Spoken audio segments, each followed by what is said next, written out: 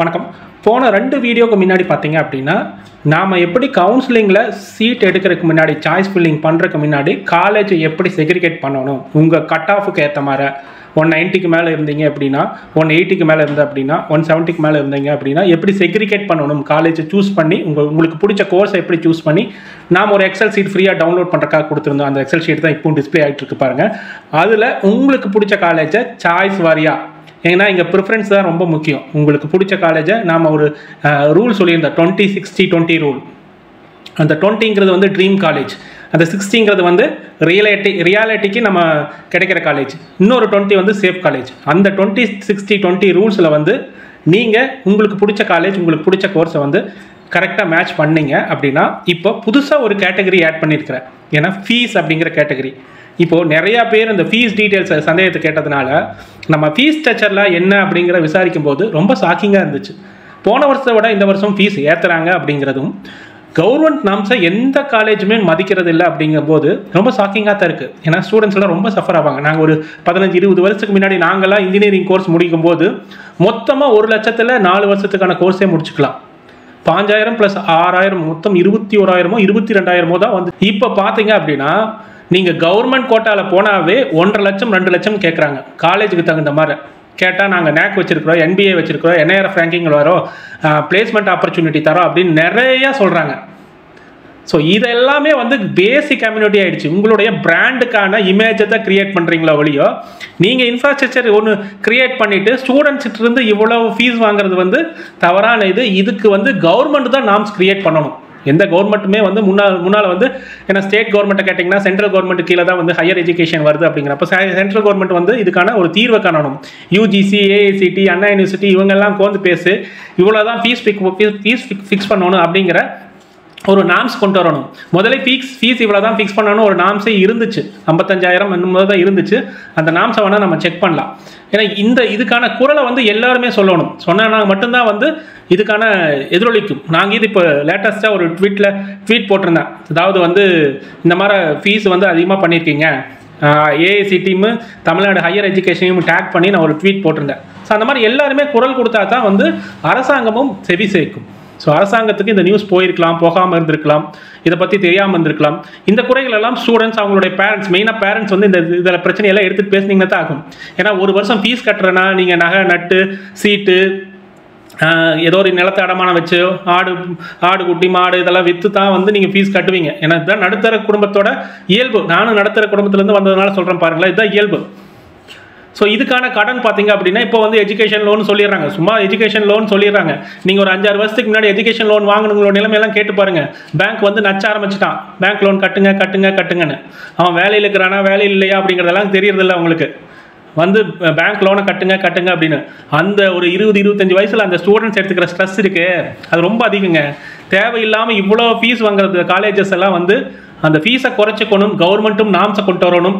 சரி, ஃபீஸ் வாங்குறாங்களே அவங்க வந்து இன்ஃப்ராஸ்ட்ரக்சருக்கும் ஃபேக்கல்ட்டி சம்பளத்துக்கும் கொடுக்குறாங்களா அப்படின்னு பார்த்தீங்க அப்படின்னா அதுவும் கிடையாது. ரீசெண்டாக பார்த்தீங்க அப்படின்னா ஒரு ஆர்டிக்கல் படித்தோம் சண்டே June 1 அன்னைக்கு. அப்போ பார்த்தீங்க அப்படின்னா ஃபேக்கல்ட்டி இன் பிரைவேட் இன்ஜினியரிங் காலேஜஸ் இன் கோயம்புத்தூர் ரீஜனில் வந்து ரொம்ப கம்மியான சேலரி வாங்குறாங்க. அதுவும் குறிப்பாக இந்த core branch mechanical, civil, mechatronics அந்த மாதிரி கோர் பிரான்ச்சில் வேலை செய்கிற ஃபேக்கல்ட்டிஸ் எல்லாம் வெறும் 20,000-30,000 தான் சேலரி கொடுக்குறாங்க. ஈவன் வந்து கம்ப்யூட்டர் சயின்ஸில் தான் இப்போ வந்து ஆர்டிஃபிஷியல் இன்டெலிஜென்ஸ், டேட்டா சயின்ஸ் அப்படின்னு நிறைய டிபார்ட்மெண்ட் உருவாகிட்டாங்க. அந்த டிபார்ட்மெண்ட்லேருந்து இன்னும் ஸ்டூடெண்ட்ஸே வெளியே வரல. மேபி இந்த வருஷம் தான் ஃபஸ்ட்டு வெளியே வருவாங்கன்னு நினைக்கிறேன். ஆனால் அந்த டிபார்ட்மெண்ட்டுக்கெல்லாம் சொல்லித்தரக்காக அந்த கம்ப்யூட்டர் சயின்ஸில் ஃப்ரெஷ்ஷாக முடிச்சிருப்பாங்களா அவங்களெல்லாம் கூப்பிட்டு சொல்லித்தராங்க. அவங்களுக்கு வேணால் சேலரி அதிகமாக தராங்க. ஏன்னா அந்த டிபார்ட்மெண்ட் தான் ஃபில் ஆகுது. இந்த கோர் பிரான்ச்சில் இருக்கிற ஃபேக்கல்ட்டி நம்பர்ஸ் எல்லாம் பார்த்தீங்கன்னா senior numbers, well subject knowledge இருக்கிறவங்க, அவங்களுக்கெல்லாம் வந்து ரொம்ப கம்மியான சேலரி கொடுக்கறதுனால நிறைய பேர் அந்த ஃபேக்கல்ட்டி வேலையை விட்டுட்டு அவங்க சொந்த தொழிலை பார்க்க போயிட்டாங்க. ஸோ இந்த நேரம் என்ன ஆகுது அப்படின்னா அந்த டேலண்ட்டு, இந்த ரிசர்ச் பண்ணுற டேலண்ட்டு, ப்ராஜெக்ட் ஐடியா கொடுக்குற டேலண்ட்டு, ப்ளஸ் சப்ஜெக்ட் நாலேஜை இன்கார்பரேட் பண்ணுற டேலண்ட்டு, இதை எல்லாமே வந்து அங்கே காலேஜ்லேருந்து மறைஞ்சு போயாச்சு. இப்போ இருக்கிறவங்கலாம் சின்ன பசங்க, போன வருஷம் முடித்தவங்க, அதுக்கு முன்னாடி வருஷம் முடித்தவங்க அப்படி தான் இருப்பாங்க. அவங்ககிட்ட எல்லாம் வந்து எந்த ஒரு சப்ஜெக்ட் நாலேஜை நீங்கள் எதிர்பார்க்க முடியாது. ஏன்னா அவங்க இப்போ தான் ஃப்ரெஷராக முடிச்சுட்டு வந்திருப்பாங்க. ஸோ அவங்ககிட்ட சப்ஜெக்ட் நாலேஜ் எதிர்பார்க்க முடியாது. மீறி போனால் வந்து ஒரு சிலர் ஒரு 10% வந்து நல்ல சப்ஜெக்ட் நாலேஜ் இருக்கலாம். அந்த டீச்சிங் ஸ்கில் இருக்கானா அவங்க இந்த டெட்டு செட்டு அந்த மாதிரி டீச்சிங் ஃபேக்கல்ட்டி எங்கேயுமே போயிட்டு வந்திருக்க மாட்டாங்க. அந்த இதுவும் கிடையாது. ஸோ அவங்க வந்து காலேஜ் வந்து நல்லா வந்து யூஸ் பண்ணிக்கிறாங்க. கம்மியான சேலரியில் எடுத்து அவங்களுக்கு வந்து வேலை வந்து அதிகமாக இருக்காங்க. அதுவும் அவங்க டீச்சிங் ஃபேக்கல்ட்டிலாம் இப்போலாம் இருக்கிறாங்களா, அவங்க அதிகமாக டீச்சிங் தான் பண்ணுறாங்களா அப்படின்னு பார்த்தீங்க அப்படின்னா நிறையா எதுவுமே டீச்சிங்லாம் ஒன்றும் பண்ணுறது கிடையாது. வருஷம் இந்த NAC, NBAR, UGC, AICT இவங்கெல்லாம் ஆடிட் வர்றதுனால, அண்ணா யூனிவர்சிட்டி எல்லாருமே ஆடிட்டிங் வர்றதுனால எல்லாரும் அந்த ஆடிட்டிங் ஒர்க்குக்கு தான் வேலை செஞ்சுட்டு இருக்கிறாங்க. அட்டண்டன்ஸ் கிரியேட் பண்ணுறது, ஃபேக் இன்டர்ன்ஷிப் போனது, அந்த இது பிளேஸ்மெண்ட்டு எல்லாம் இந்த ஃபேக் டாக்குமெண்ட் கிரியேட் பண்ணுற வேலை தான் வந்து இப்போ faculty numbers almost 95% of work இதுதான். அது போக அந்த ரிசர்ச் பேப்பர் எழுதுறது, ஜேர்னல் பேப்பர் எழுதுறது, PhD எல்லாம் வேலைக்கு போயிட்டு இருக்குங்க. பேக்கேஜ் தான் 5 லட்சம் இருந்துச்சுன்னா PhD முடிச்சுட்டு வெளியில் வந்துடலாம் அப்படிங்கிற மாதிரி தான் இருக்கிறாங்க. பேக்கேஜ் வச்சுட்டு நிறைய ஃபேக்கல்ட்டிஸ், சீனியர் ஃபேக்கல்ட்டிஸ் எல்லாம் பார்த்தீங்க அப்படின்னா பேக்கேஜாக வந்து வெளியில் வச்சுட்டு நாங்கள் ரிசர்ச் கன்சல்டன்ட்னு சொல்லிட்டு பேப்பர் எழுதுறதுக்கு இவ்வளவு, PhD முடிச்சு தரக்கு இவ்வளவு, ப்ராஜெக்ட் பண்ணி தரதுக்கு இவ்வளவு அப்படிங்கிற மாதிரி தான் ஓடிட்டு இருக்கு. இங்கே குவாலிட்டி ஆஃப் எஜுகேஷனே கிடையாது. 2 லட்சம் 3 லட்சம் நீங்கள் ஸ்டூடெண்ட்ஸை கட்டி ஒரு நல்ல காலேஜில் சேர்த்துறீங்களா, அவன் அங்கே நல்ல டீச்சர் இருந்தால் தானே சொல்லி தருவான். நல்ல டீச்சரே இல்லைன்னா அந்த ஸ்டூடெண்ட்ஸ்க்கு என்ன நாலேஜ் இன்கார்பரேட் பண்ண முடியும்? ஸ்டூடெண்ட்டே தன்னால் படித்து தன்னால் அறிவு வளர்த்துக்கிட்டால் மட்டும்தான் வந்து இப்போத்துக்கு அவங்களால சர்வேயில் ஆக முடியும். சர்வேயில் ஆஃப் த ஃபிட்டஸ்ட் தான் இங்கே. ஈவன் வந்து இங்கே இருக்கிற நான் சொல்கிறேன் பாருங்களேன், Tier 2 காலேஜ்னு சொல்கிற சில காலேஜில் எல்லாம் வந்து ஈவன் HODஸ்க்கு இது சப்ஜெக்ட் நாலேஜே கிடையாது. அந்த மேனேஜ்மெண்ட்டுக்கு ஜால்ரா போட்டுட்டு மேனேஜ்மெண்ட்டுக்கு வருமானம் சேர்த்து தரக்கு என்னென்ன முயற்சிகள் செய்கிறாங்களோ அவங்கள தான் காலேஜில் வச்சுக்கிறாங்க.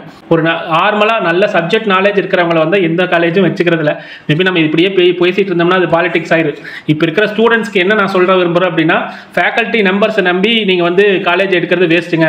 நீங்கள் நல்ல காலேஜ் எடுத்துக்கங்க. மேபி காலேஜ் மேனேஜ்மெண்ட் வந்து நல்ல பிளேஸ்மெண்ட் கொண்டு வந்தாங்கன்னா மேபி இட்ஸ் வின்-வின் சிச்சுவேஷன். இல்லை அப்படின்னா ரொம்ப கஷ்டங்க. இப்போ நீங்கள் பிளேஸ் ஆகி வெளியே வரல அப்படின்னா வெளியே வந்து பிளேஸ்மெண்ட் ஆகிறதெல்லாம் ரொம்ப ரொம்ப ரொம்ப கஷ்டம். நீங்கள் வந்து BE முடிச்சுட்டு நிறைய பேர் வேலை இல்லாமல் தான் சுற்றிட்டு இருக்கிறாங்க.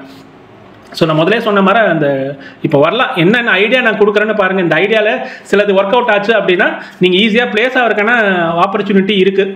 ஏன்னா இதை வந்து நீங்கள் வந்து கையில் பிடிச்சிட்டு இந்த 4 வருஷத்துக்கு இதை ஃபாலோ பண்ணிங்கன்னா மட்டும்தான் வந்து இப்போத்துக்கு சர்வேயில் ஆக முடியும். இல்லை அப்படின்னா ரொம்ப கஷ்டம். என்ன அப்படின்னு பார்த்துட்டிங்க அப்படின்னா ஃபஸ்ட்டு வந்து உங்களுடைய ஸ்கில்லை வளர்த்துக்குங்க. ஒரு 4 வருஷத்துக்கு கோல் செட் பண்ணிக்கோங்க. 4 வருஷத்துக்கு கோல் செட் பண்ணுறது எப்படி அப்படிங்கிறத நான் போன வீடியோவில் சொன்னேன். அந்த வீடியோ பார்க்குறதுக்கு நிறைய பேர் இல்லை அப்படிங்கிறத ரொம்ப வருத்தமான விஷயம். அந்த வீடியோ போய் பார்த்தீங்க அப்படின்னா 4 வருஷத்துக்கு என்னென்ன ஸ்கில்லை வளர்த்துக்கலாம், எப்படி ஸ்கில்லை வளர்த்துக்கலாம், எப்படி பிளேஸ்மெண்ட் வரும்போது நம்ம அட்டன் பண்ண முடியும் அப்படிங்கிறது எல்லாமே அந்த தகவலை எல்லாமே அங்கே சொல்லியிருக்கோம்.